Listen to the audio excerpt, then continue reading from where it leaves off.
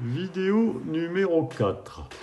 Donc sur ce schéma, on retrouve différents principes de fondation. Alors pour les non-initiés, les fondations, c'est donc ce que l'on retrouve à la base des murs, comme on l'a vu dans ce schéma. C'est situé donc ici. Les différents types de fondations. Donc suivant le sol, il y a lieu de réaliser des fondations qui sont donc adaptées au sol et à la charge qui arrive donc sur ces fondations. Alors cette charge est calculée par des ingénieurs qui essayent au maximum de répartir les charges pour les diffuser soit sur la structure, je dirais que avant, il y avait des ingénieurs qui répartissaient déjà les charges niveau par niveau d'un immeuble, qui les répartissaient de la meilleure façon pour diffuser les charges sur l'ensemble d'un niveau, pour ensuite ne pas avoir à reporter des charges trop importantes au même endroit, arriver au sous-sol. Donc ces calculs ne sont plus toujours aussi bien faits et parfois on se retrouve avec des fondations disproportionnées par endroit alors qu'ailleurs on a des fondations beaucoup plus légères. Donc on retrouve les différents principes de fondation. On a donc la semelle filante qui est la fondation la plus courante pour les maisons individuelles avec un soubassement en maçonnerie.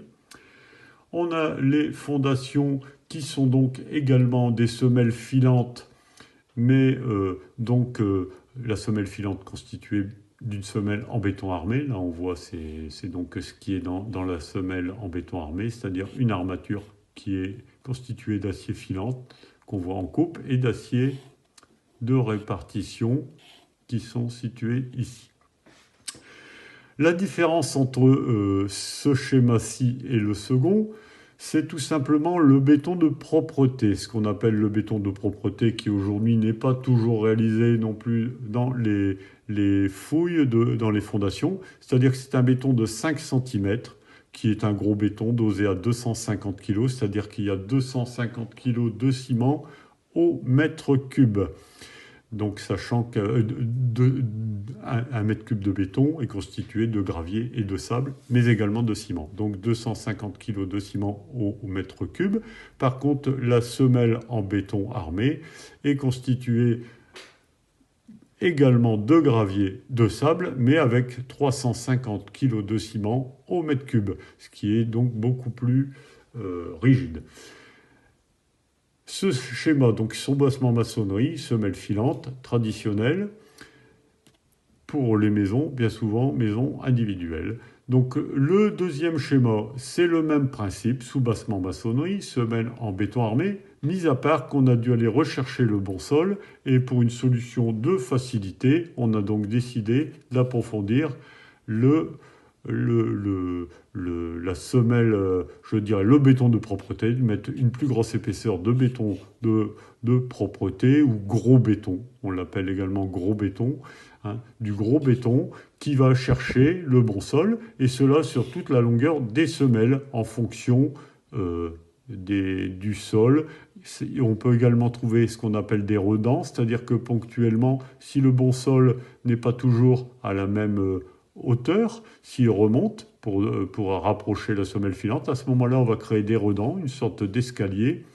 Et il y a, si vous regardez sur Internet, un principe de redan qui est donc établi. On ne peut pas faire gravir plus d'une certaine hauteur et les redans constituent des escaliers, ils ont également une longueur minimale. Donc on retrouve cette semelle-là, donc c'est une semelle, ce qu'on appelle également avec des puits filants. Hein. Donc voilà, semelle puits filant. Ensuite, on va retrouver un troisième schéma qui, lui, est constitué d'une longrine, hein, une longrine en béton armé. Donc là, on ne retrouve plus un soubassement maçonnerie posé sur une semelle filante, mais on retrouve une longrine qui remplace le soubassement maçonnerie, mis à part que cette longrine ne repose que ponctuellement sur un puits qui est donc également une semelle là qui n'est plus une semelle filante, mais qui est beaucoup plus armée. À la rigueur, j'aurais dû faire beaucoup plus d'acier là-dedans, parce que ce sont des semelles qui peuvent avoir une épaisseur même supérieure, hein, qui bien souvent font quasiment un petit cube, on va dire, hein. Et donc ce soubassement long green en béton armé est fortement armé du fait que c'est une poutre en quelque sorte qui est enterrée, hein, qui forme le soubassement du bâtiment, hein. Et donc on retrouve donc cette semelle toujours pareil qui est donc le puits ponctuel. Donc on a trois grands principes qui sont les semelles filantes, les puits filants, les puits ponctuels. Mais on en a également un quatrième qui là est bien sûr le plus frayeux. C'est on retrouve toujours notre long green, mais au lieu d'être prendre appui sur un puits ponctuel, prend appui sur une tête de pieu. Alors là, les pieux, le principe des pieux, ce sont donc des pieux. Il en existe une multitude que vous pourrez également regarder sur Internet. Donc les pieux vont chercher le bon sol très profondément et vont s'ancrer donc dans le bon sol. Alors non seulement il y a la base du pied du pieu qui compte, là où elle va s'ancrer, mais il y a également le principe de frottement du pieu sur le sol. Donc sa paroi, par elle-même, forme également une résistance qui est prise en considération dans les calculs et qui donc, un peu comme un clou qui serait planté dans un chevron, hein. Donc on peut imaginer qu'il n'y a pas que la pointe qui forme l'appui du clou, mais il y a également le périmètre, le pourtour du clou qui est enserré dans le bois, qui constitue une résistance et donc qui forme un appui suffisant.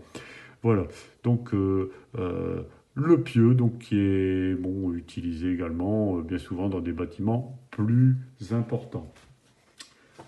Ensuite, bon, on a fait le tour du principe de fondation. Là, j'ai également mis un schéma pour expliquer pourquoi il y avait des armatures dans les semelles. Si on imagine que la semelle souhaite se déformer, hein, du fait qu'on a une charge qui vient dans son axe. Et pour éviter cette déformation qui est bien sûr exagérée de la semelle, à l'intérieur, on met ces armatures qui font l'effet de redressement, hein, qui forme un redressement et qui évite donc cette déformation, hein. Ça s'appelle un effet de cisaillement, hein. Donc cet effet de cisaillement peut être linéaire, mais il peut également être ponctuel sur des poutres dans la structure.